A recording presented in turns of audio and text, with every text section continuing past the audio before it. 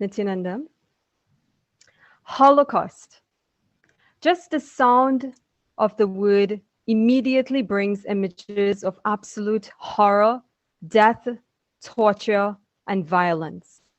For most of us in schools, we would have learned about the Holocaust, also known as the Shoah, which referred to the genocide of European Jews during the World War II. A genocide that happened, in fact, within a few short years between 1941 and 1945, whereby Nazi Germany and its collaborators systematically murdered some 6 million plus Jews across the German-occupied Europe. And at that time, that accounted for around 2/3 of Europe's Jewish population, wiped out and gone.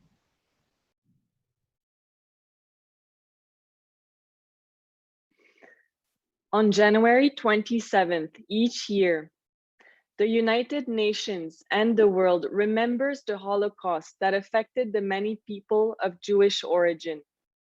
In 2005, the Holocaust and the United Nations Outreach Program was established by the United Nations General Assembly Resolution 67 with a simple and stark aim: to mobilize civil society for Holocaust remembrance and education in order to help to prevent future acts of genocide.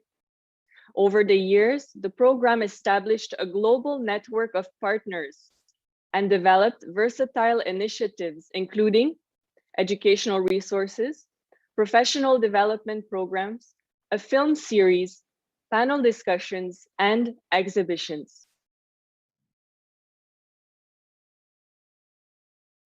And just a few days ago, on January 20, 2022, a big step was taken by the United Nations. A resolution was approved by the UN General Assembly condemning the Holocaust denial. According to the resolution, this genocide will forever be a warning to all people of the dangers of hatred, bigotry, racism, and prejudice. In the text, member states express concern about the growing prevalence of Holocaust denial or distortion through the use of information and communications technologies. It also urges all member states to reject without any reservation any denial or distortion of the Holocaust as a historical event, either in full or in part, or any activities to this end. Ultimately, 114 states declared to be co-sponsors of the resolution. According to Ms. Bachelet, the United Nations High Commissioner for Human Rights, political movements that profit from hatred have gathered strength in many countries. She stated, by heightening the emotions of their supporters through campaigns of misinformation and disinformation, they gain media attention and votes, but they also drive deep, violent, and profoundly damaging wedges through societies, she warned. The purpose of this day, this International Day in commemoration of the victims of Holocaust, is intended to provoke reflection and discussion about the role that individuals, institutions, and nations play in either promoting or preventing future acts of genocide. And while today's International Day in commemoration of the victims of the Holocaust is in remembrance of the victims of the Jewish Holocaust, we would like to take this opportunity to share with you a much less known history, one which is not told in history classes, nor at school, nor documented in history books. It's a part of history which spans over 8 centuries, a part of history which has been placed under the rug for far too long, a part of history which is unfortunately still alive today, a Holocaust which has killed almost 500 million people and counting. And what may this be? The Hindu Holocaust.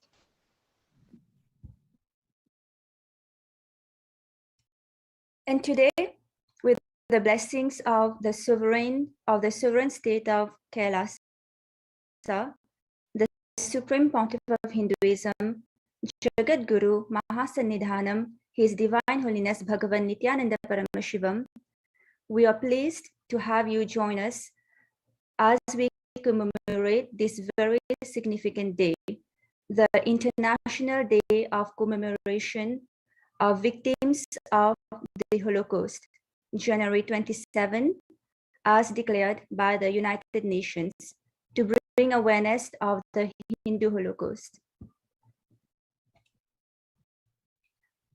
Who is the Supreme Pontiff of Hinduism?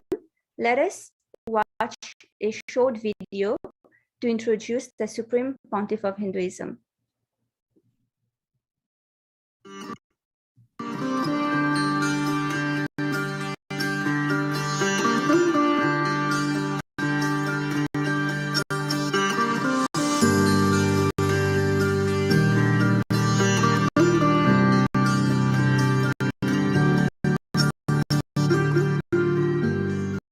Founder of Kailasa, Paramashiva, and his 1008th incarnation, the Supreme Pontiff of Hinduism, Jagat Guru Mahasannidhanam, His Divine Holiness, Bhagwan Nithyananda Paramashivam, is the reviver of Kailasa, the enlightened civilization, the greatest Hindu nation.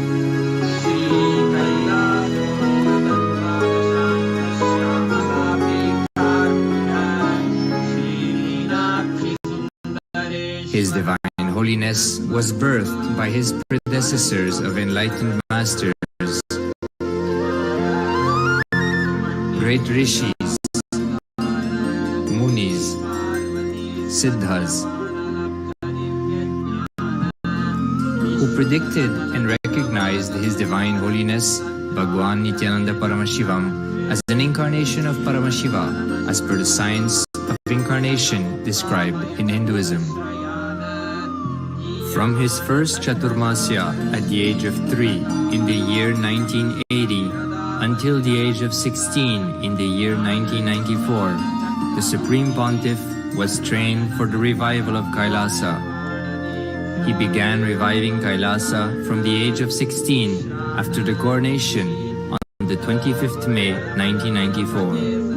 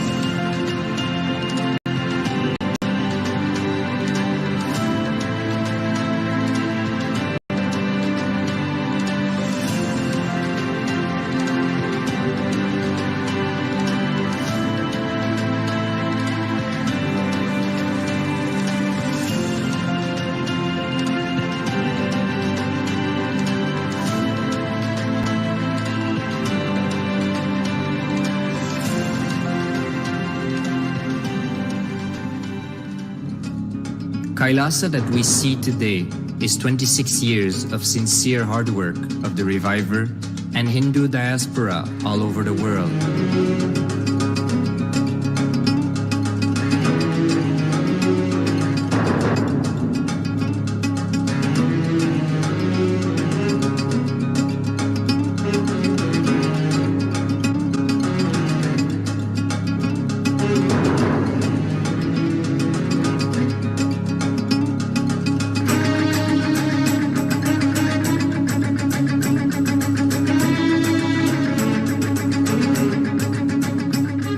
Problems of the modern day humanity, Sanatana Hindu Dharma is solution. Whether the terrorism or climate change, natural calamities or man-made calamities, for all the problems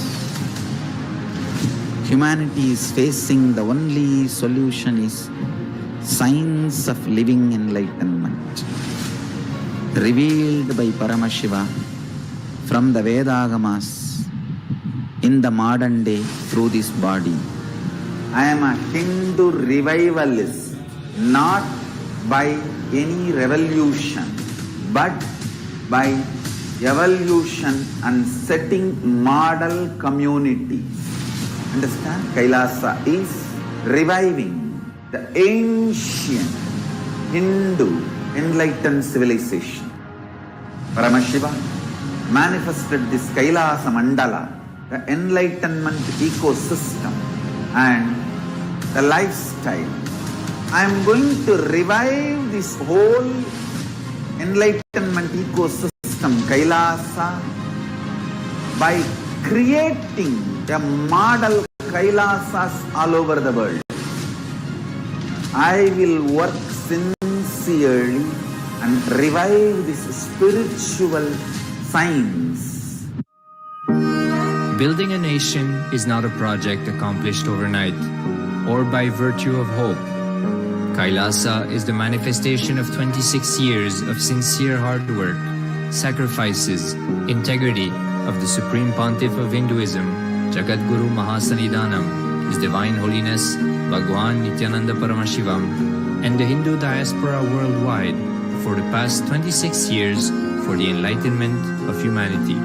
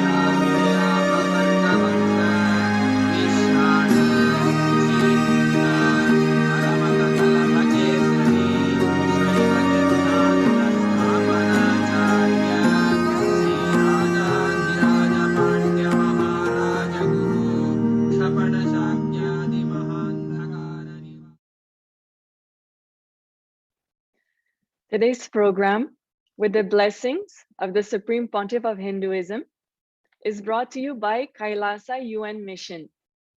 And your hosts for today's program on the International Day in Commemoration of Victims of Holocaust are Her Excellency Ma Vijayapriya Nithyananda, Permanent Ambassador of Kailasa to the UN, as well as delegates from Kailasa, Ma Nitya Katitananda, Ma Nitya Mahakatitananda, and myself, Ma Nitya Swatantra Priyananda. So to start off today's panel discussion, we will be showing you a few photos of what has truly happened in our history, although it has not been taught in history books. But first, let us ask you a few questions. How many of you know of the Hindu genocide? And if you do know facts about it, when and how did you learn about it? You can place your answers in the live YouTube or Facebook chat. And so we will be showing you a picture. We are giving a disclaimer because some photos are very graphic. Viewers' discretion is advised.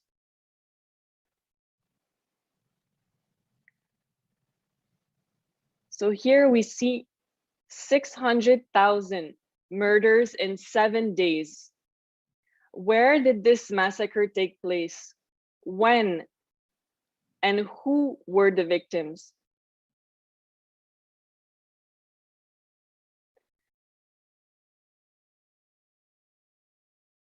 The massacre happened in Kashmir from Kashyap to Kafirs, Hindu genocide in Rajouri on the 7th of November, 1947.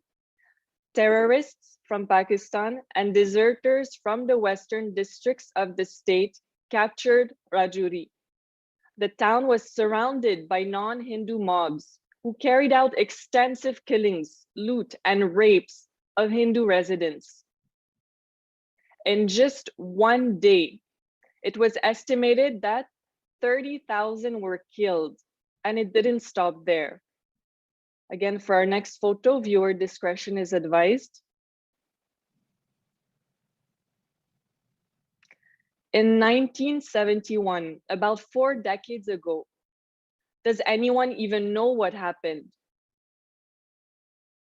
Massacres happened in Bangladesh. And this photo that we just saw exposes the 1971 Hindu genocide of Bangladesh, which began on the 26th of March. The numbers are heart-wrenching. 3 million Hindus killed in just 1 year. Of course, one life being one too many. 350,000 raped, and another 40 million displaced. Hindu women declared as public property by anti-Hindus. 10 million Hindus fled Bangladesh. 30 million became internally displaced. In 1049, does anyone know the Hindu population in Bangladesh? It was 100%. What about in 1951? It went down to 22%. 2011, 8.9%. And so looking at the trend in these numbers, how many do you think are left in 2020? Again, for our next photo, viewer discretion is advised. Who were they? Who were the victims? They were Hindus who lived across various regions in India. Man-made famines, which targeted Hindus from the 1700 to 1950. Although man-made famine is a means that one may seldom associate with Holocaust, it was in fact one of the largely used strategic methods to wipe out the Hindu population. 200 million estimated to have died because of man-made famines. The colonial era, 80 million starved to death. The Mughal era, 18 million. Kailasa famine of 1783-1784, about 11 million deaths in just 1 year.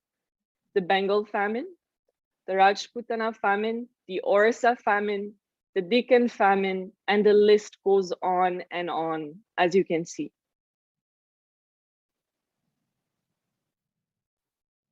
Now, this evidence makes it clear that 500 million Hindus were massacred, and to this day, the Hindu genocide is still ongoing. But how many of us know of this?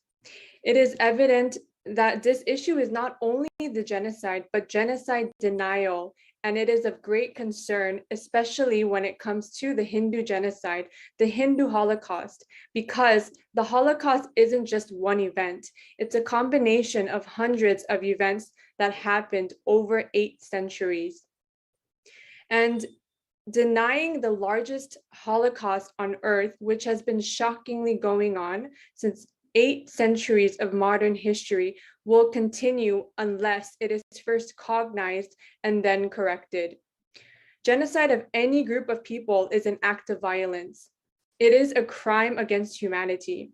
And for that reason, we must all become aware of not only real history, and those of you don't find this in textbooks or are taught in schools, but become knowledgeable of the present day occurrences of the Hindu genocide to work collectively towards conscious correction. So let's take a walk back in time. As we can see in the diagram by Mr. Nilesh Oak, author, researcher, and scholar with backgrounds in astronomy, ancient narratives, archaeology, and anthropology, the Hindu civilization dates back to at least 56,000 years. Around the time of the Mahabharata war, 7000 BCE, there were 56 sovereign Hindu nations which existed in an area estimated to be over 60 million square kilometers as shown in the map. Areas which included regions in present-day Afghanistan, India, Nepal, Burma, Sri Lanka, all the way to Singapore, Malaysia, Cambodia, and Indonesia, as well as in 200 states, 1,700 samsthanas, provinces, and 10,000 sampradayas, traditions.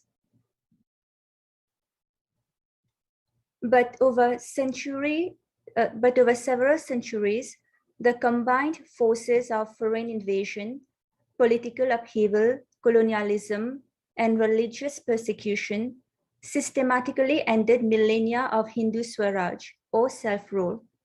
40,000 temples were looted and 400,000 nationalized.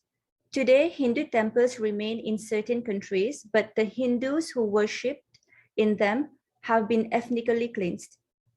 Over the past 800 plus years, Hindus have been subjected to mass murder, enslavement, multiple perpetrator rapes, child abuse, forced indoctrination, man-made famines, loss of territory, imposition of slavery, and identity distortion, resulting in a systematic physical elimination.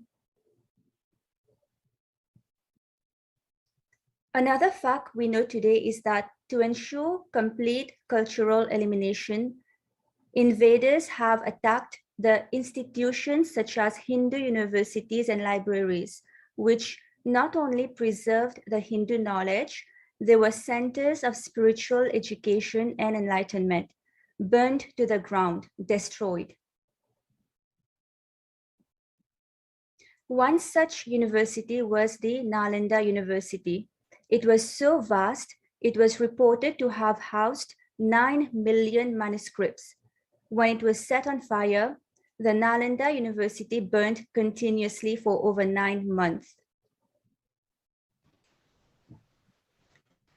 Yes. And another more recent incident was the burning of the Jaffna Library in Sri Lanka in 1981. And who knows about this? It was on the night of June 1st, 1981, that an organized mob of Sinhalese individuals went on a rampage, burning the library. It was actually one of the most violent examples of ethnic bibliocism of the 20th century. The burning of this library was part of a long campaign of cultural genocide in Sri Lanka. At the time of its destruction, the library was one of the biggest in Asia, containing over 97,000 books and palm leaf manuscripts. And destroyed were articles and memoirs and works of writers who had made a significant contribution towards the sustenance of the Tamil culture. And although this library was reopened, many irreplaceable ancient books important to the Tamils' ancient history were destroyed and lost forever. And to learn more about the Tamil culture and heritage, tune into the upcoming program that is being hosted by Kailasa, Canada, on the occasion of Tamil Heritage Month. And this will be held on January 29th at 9:45 a.m. Eastern Standard Time. So why did the Hindu Holocaust and the genocide of Hindus happen? And why is it still happening? Well, to attempt to answer this question may require an entirely other session or two, and maybe a few hours.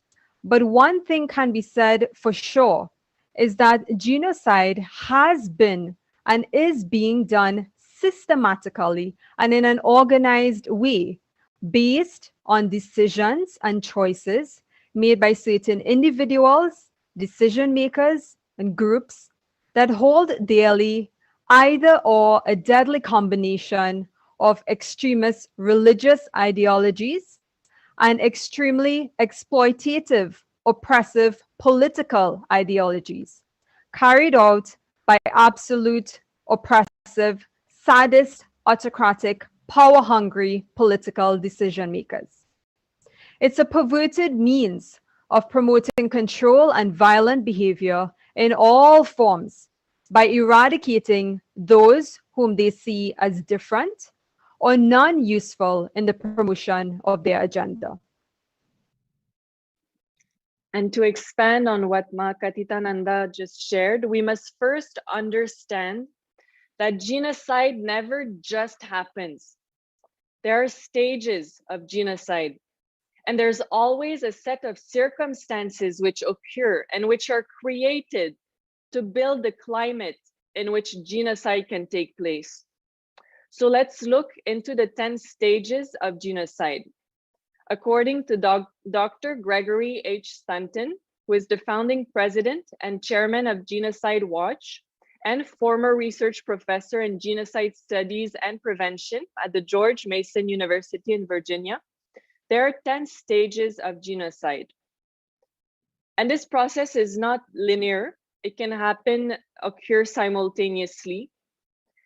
So there is classification, which refers to categories to distinguish people into us and them by ethnicity, race, religion, or nationality. There is also symbolization, which is the distinguishing of the others by the use of names or symbols. There is discrimination, the use of law, custom, and political power to deny the rights of other groups on the basis of nationality, ethnicity, race, or religion, which includes right to citizenship. There is dehumanization, referring to one group denying the humanity of the other group.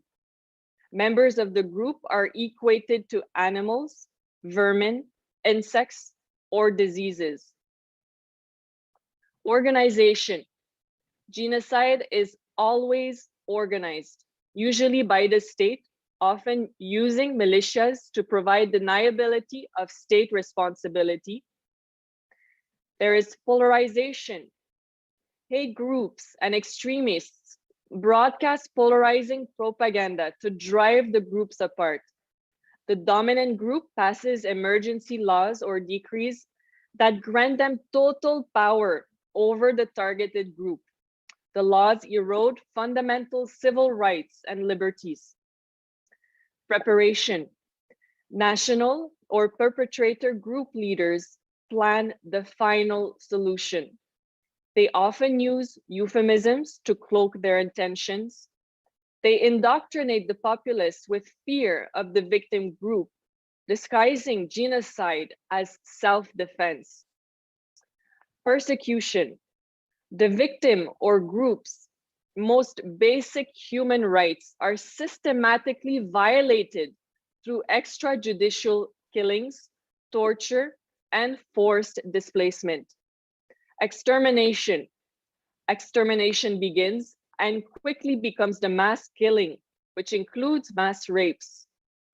Finally, there is denial, which lasts throughout and always follows genocide. Denial is among the surest indicators of further genocide. And it's also important to note that genocide includes many other elements, such as lawfare, which includes denial of one's citizenship, character assassination and hate speech, brainwashing, forced religious conversion or forced indoctrination, many of which happens very subtly through the educational system, rape, child abuse, and others. And now we move on to the topic that many still to this day do not know about, which is the Hindu Holocaust of today, the ongoing Hindu genocide. Over the last 30 years alone, the genocide of Hindu minorities in regions of Kashi, Bangladesh, Bengal, Kashmir, Gujarat, Indonesia have gone more or less unnoticed until recently. Many Hindus in these regions continue to face both subtle and extreme forms of persecution and cultural, religious, social, ethnic genocide, especially those of indigenous minority communities or traditions. And one such community is the Adi Shaivite minority tradition or the ASMT community. An incredible fact is that the ASMT, Adi Shaivite minority tradition community, is one of the world's oldest groups of indigenous peoples who are unique in their origin, language, culture, and traditions. They are in fact an integral part of the Aboriginal, indigenous, native Hindu tribes that have existed in India for millennia. Unfortunately, they have been heavily persecuted using the weaponization of sexual violence targeting the women and children, which is part of a more pervasive and systematic targeting campaign. Now, the persecution of the Supreme Pontiff of Hinduism, Bhagavan Nithyananda Paramashivam, the sovereign of the sovereign state of Sri Kailasa, and the Supreme Pontiff of the 2 billion Hindu diaspora worldwide is a history and present-day happening that all should be aware of. But why should we be aware? Because the persecution of the Supreme Pontiff of Hinduism and Kailasa is a continuation of the Hindu genocide.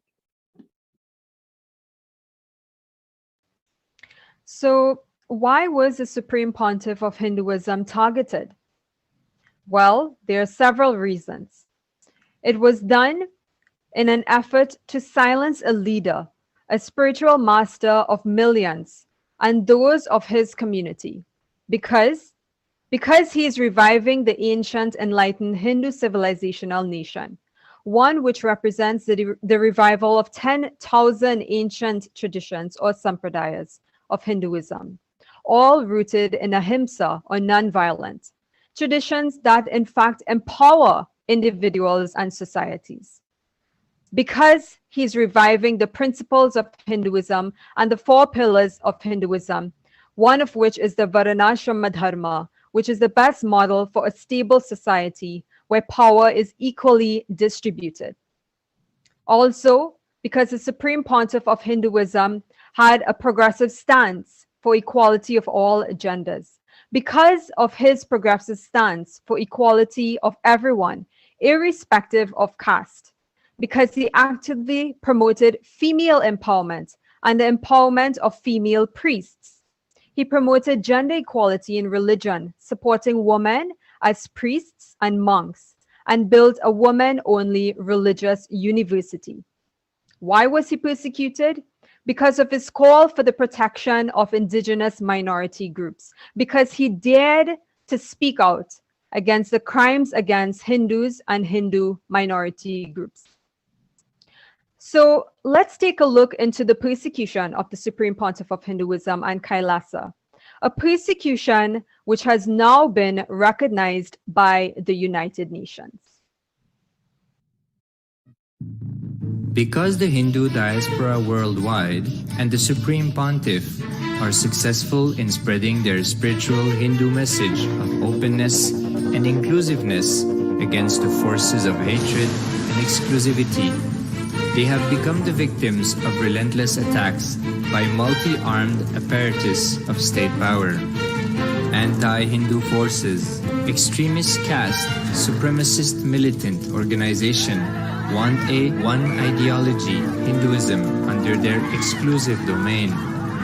What they cannot digest into themselves, they systematically delegitimize and exterminate.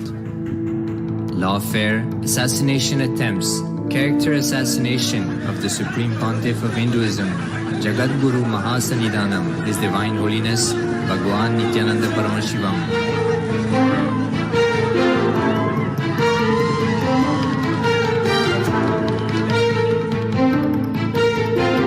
Attempted assassination and assassinated Kailasians.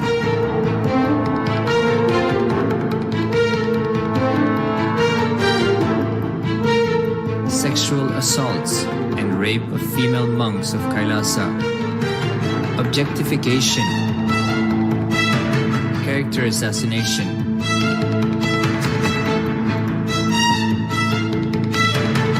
State-funded child abuse and sexual abuse on the children of Kailasa. Then I told I don't want to see a picture. Then I told I don't want to see a picture. Then they showed me a picture.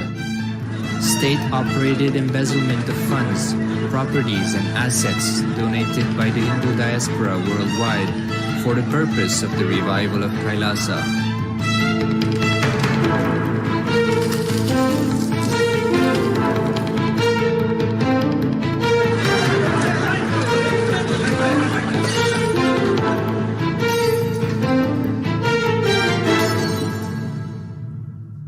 Since 1994, up to until now.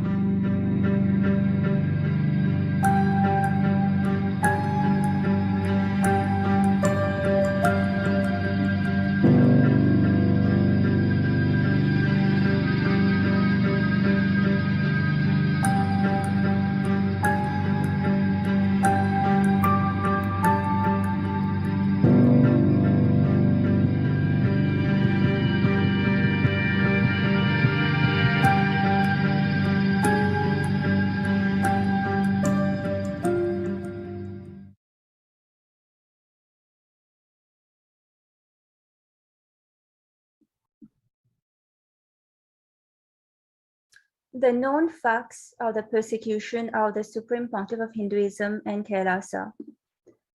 The Supreme Pontiff of Hinduism has been heavily persecuted for over the last 27 years. He was faced with over 70 direct attempted murders. He was character assassinated, defamed through a recorded 14,000 hours of hate speech and media misinformation.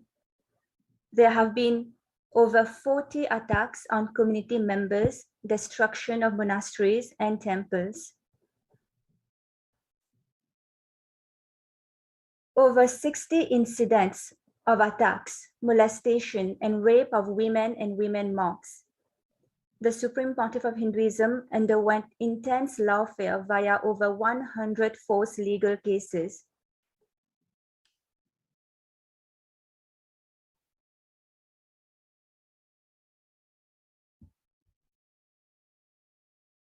Eventually, the passport of the Supreme Pontiff of Hinduism was illegally cancelled and he was forced into statelessness.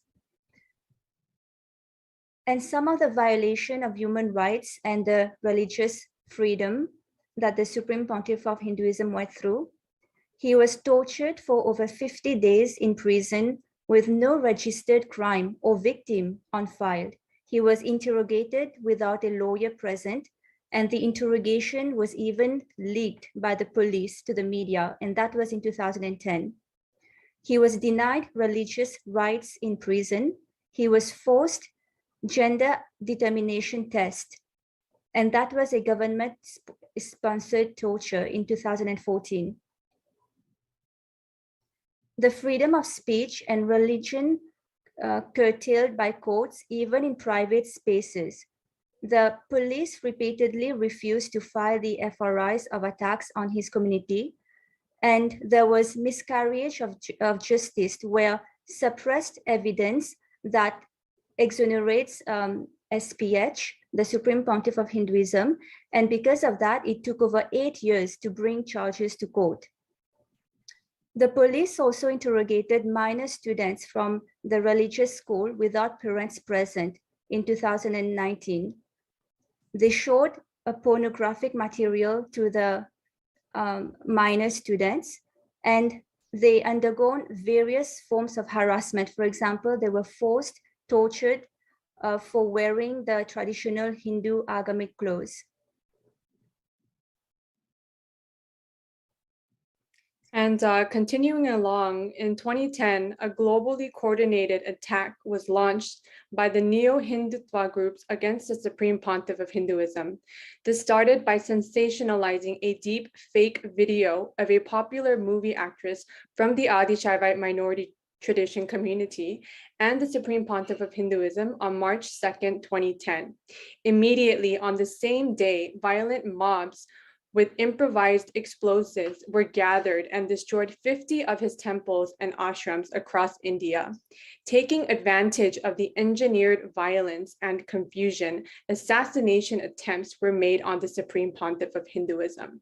Even more, as the Supreme Pontiff of Hinduism was being moved by the monks of the Adi Shaivite minority tradition community from one town, city to another, so was the wave of mob violence in order to create a conducive climate for his assassination.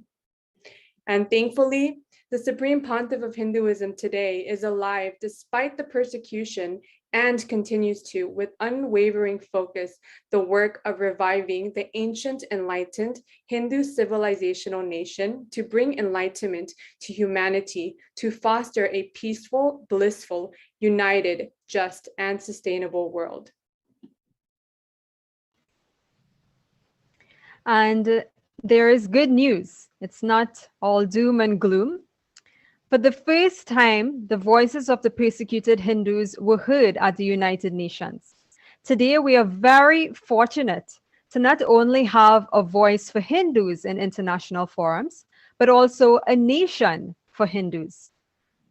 Kailasa, the enlightened Hindu civilizational nation, the first nation for Hindus, which offers a safe haven to all the world's practicing, aspiring, or persecuted Hindus, irrespective of race, gender, caste, creed, where they can peacefully live and express their spirituality, arts, and culture free from denigration, interference, and violence. And here is a recording of the brief presentation that was made on December 2nd by Kailasa Nation Ambassador, who spoke on behalf of the Hindu diaspora at the United Nations Minority Issues Forum in Geneva, Switzerland.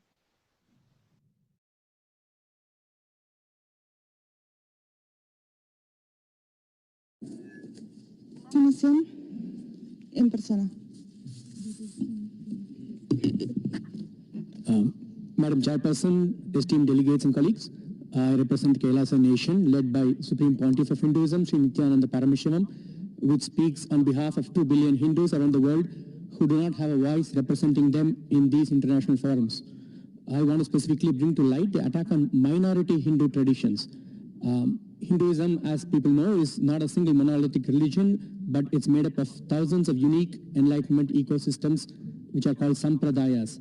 In recent times, many Hindu gurus, Hindu minority traditions, and temples have come under attack by majority ideologies, and a large number of traditions have virtually disappeared. There has been no recognition of the attacks by international human rights groups, as in these cases, it is difficult for outsiders to distinguish the attackers from the attacked. For the past 10 years, the Kailasa Nation and HDH Sri Nithyananda Paramashivam have been attacked and silenced in India as a religious minority, as a linguistic minority, and because extremist elements are opposed to Kailasa's stance when it comes to the rights of women, including marginalized Dalit women and the rights of members of the LGBTQ and transgender communities. In 2019, Kailasa approached the OHCHR presenting the case of persecution, and when this document reached the Indian media, a very well-funded defamation campaign was started by news sources which were supportive of the Union government, alleging treason and sedition on part of the Kailasa Nation. A number of false cases were subsequently registered against Kailasa leaders, and one of our university campuses for women in the state of Gujarat was razed to the ground in a matter of days by mobs along with the local government. Kailasa has since submitted a number of reports on the persecution to various forums available within the UN, but not much action has been taken. In June 2021, Kailasa made a submission on the attacks of ASMT women in the session by the UN Committee on Elimination of Discrimination Against Women on the Rights of Indigenous Women, and further submitted reports how to end femicide and on gender justice. Later in September, Kailasa's report on media disinformation in India, which is a big problem, was accepted by the Special Rapporteur for the right to freedom of opinion and expression.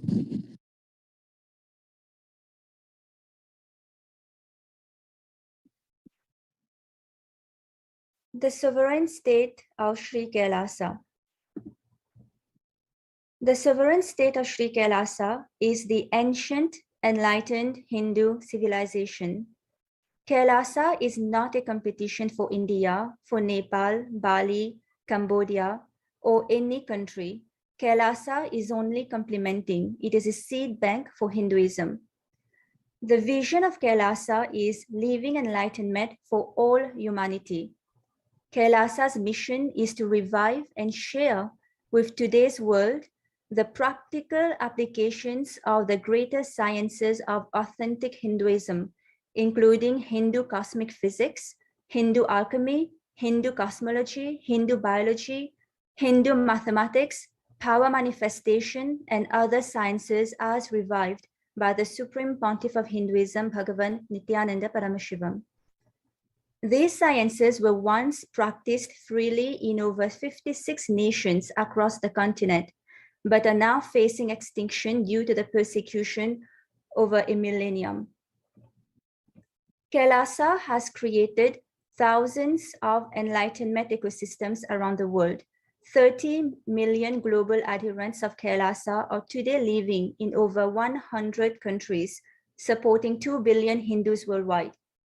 The enlightened ecosystems of Kailasa around the world house Hindu universities, gurukuls, with the authentic Hindu educational system, temples, temple monastery complexes, food banks, animal shelters, and libraries, many of which are de facto spiritual embassies for the nation of Kailasa. And as the first nation for Hindus, the sovereign state of Sri Kailasa has sovereign territory in more than one place and home country agreements with many countries where Kailasa will be having its embassies. In its sovereign territory, Kailasa has its own Supreme Court. Kailasa is also successful in achieving civil court status in 3 countries. Kailasa has the license to run banks in more than 27 places. And in 6 countries, Kailasa's currency has been accepted as mainstream currency. And in 2 more countries, Kailasa's currency is accepted as private currency. In 30 countries, Kailasa can run the Kailasa's Nithyananda Hindu University. Kailasa has also developed an independent sea route and air route that stitch the different sovereign pieces of land of Kailasa. Kailasa also established bilateral relations with 7 cities and 1 state across 6 countries. 1, the city of South Euclid, Ohio, United States. 2, Entebbe Municipality, the Republic of Uganda. The city of Kampala, Republic of Uganda. 4, Jinja City, the Republic of Uganda. 5, Dangriga Town, Belize. 6, Mwanza City, the United Republic of Tanzania. 7, Melekeok State, the Republic of Palau. 8, Dire Dawa City, Ethiopia.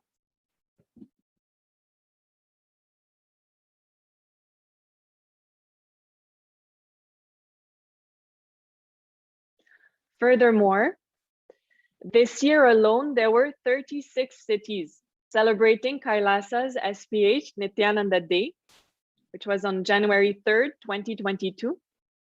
And with 115 proclamations and certificates of recognition from politicians across 12 countries, including US congressional recognitions, from Virginia, California, Illinois, Utah, California, Maryland, Colorado, Ohio, the Texas House of Representatives, California State Senate, Assembly member from California, the Governor of Maryland, the Mayor of Mwanza City from the United Republic of Tanzania, and from the Mayor of Dangriga Town in Belize.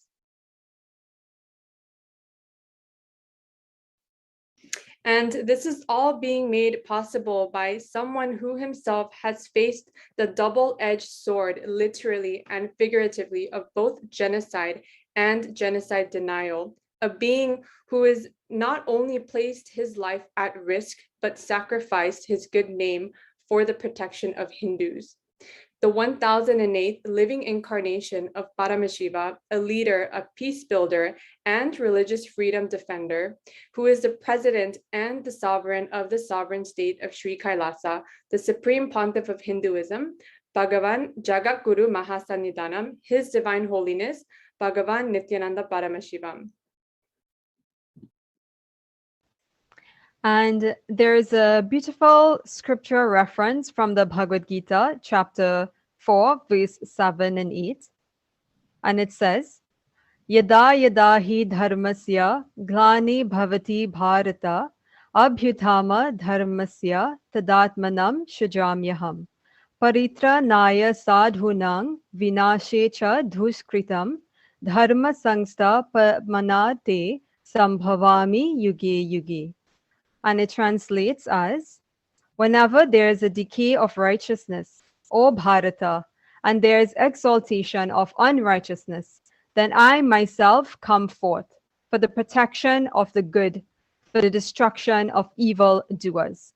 For the sake of firmly establishing righteousness, I am born from age to age. So what can we do? What corrective actions, steps can be taken? Echoing the powerful message of the Supreme Pontiff of Hinduism at the global conclave of an ancient traditional celebration of unity, peace, courage, Thaipusam, on January 18, 2022. The Supreme Pontiff of Hinduism said, "It is time we no longer allow ourselves to be silenced by the powerful forces trying to silence us. It is time consciously we, the people, we, the humanity, reclaim our indigenous lifestyle traditions. It is time non-violence, conscious coexistence need to enter into all of our thought currents, our way of living."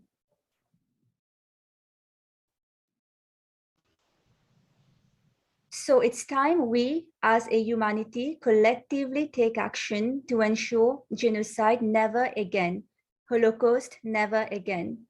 It is time we, as a humanity, as leaders, decision makers, recognize the Hindu Holocaust and Hindu Holocaust denial that exist and take the right conscious corrective actions to end this crime versus humanity.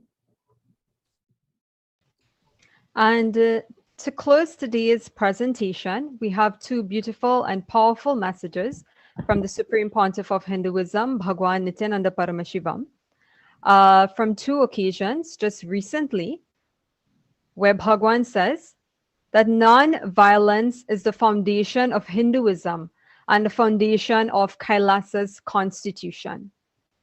And secondly, Bhagwan says, the ultimate cosmic law is ahimsa, non-violence. It is the most powerful, best strategy, even to stop the Hindu Holocaust. So on behalf of Kailasa UN Mission, and with the grace and blessings of the Supreme Pontiff of Hinduism, Bhagwan Nithyananda Paramashivam, we thank you for being here and participating in today's very special segment on this International Day in commemoration of victims of Holocaust. So we now end with the Purna Mantra. Om Purnamada Purnamidam Purnat Purnamudachyate Purnasya Purnamadaya Purnamevavasishyate Om Shanti Shanti Shanti Harihi Om Tat Sat. Sarvam Bhagavat Shri Nithyananda Paramashiva Parukar Pranamastu. Om Nithyanandam.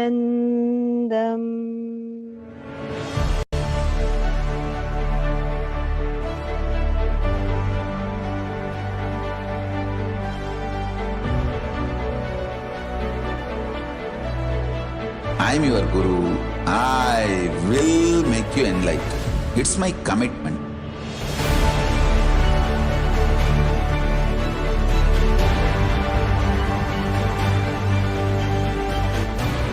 Till you become Paramashiva, I won't rest.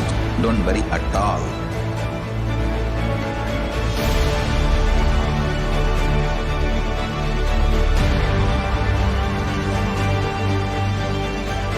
To all my disciples, I give you this as a boon. I'll swallow everything with which you are stuck and liberate you all.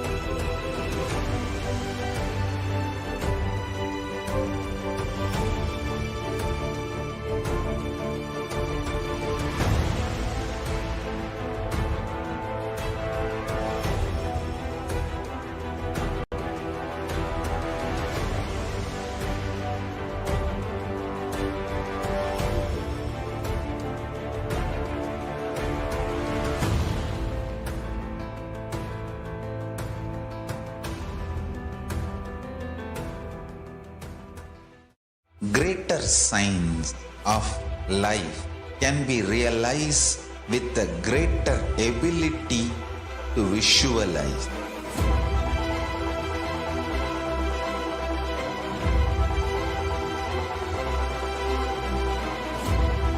Greater science is the equivalent word for Hinduism.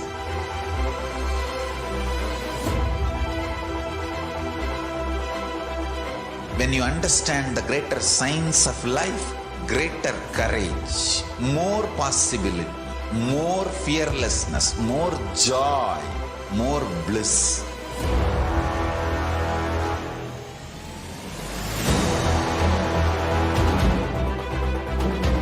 When you visualize Paramashiva with 25 heads, 75 eyes, 50 hands, your consciousness becomes ferocious, and that ability to visualize, you will get involved in everything deeply.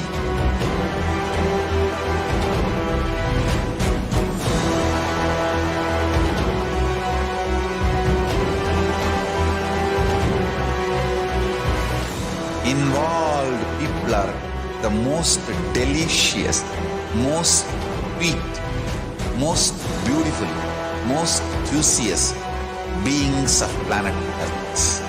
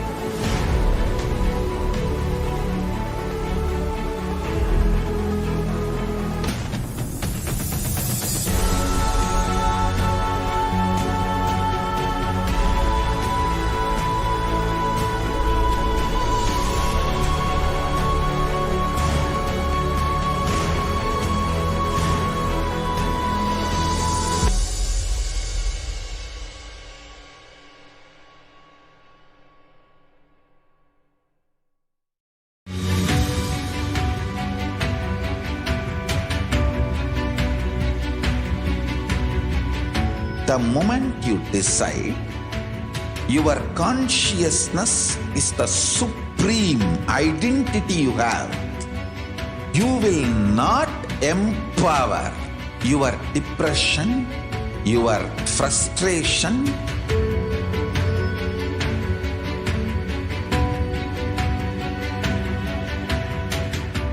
deal your problems, whether it is simple headache or depression or the worst suicidal patterns or life negativity, only through consciousness. Don't go for any other solution.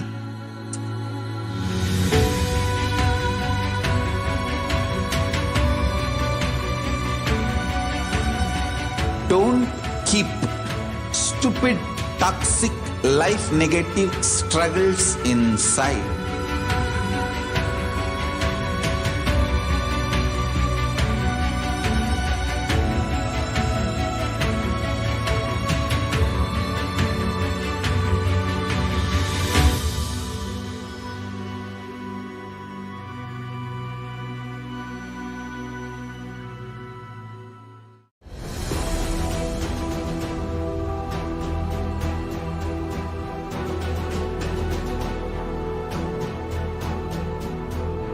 Your consciousness has power at this moment to swallow, digest, clean up all negativity and all toxins.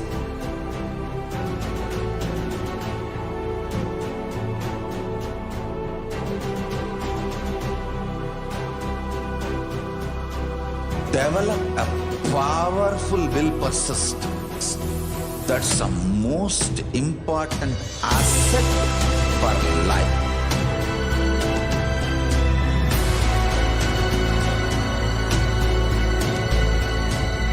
I am not giving you some life positive blah blah. I am giving you the facts of life. I am triggering your consciousness.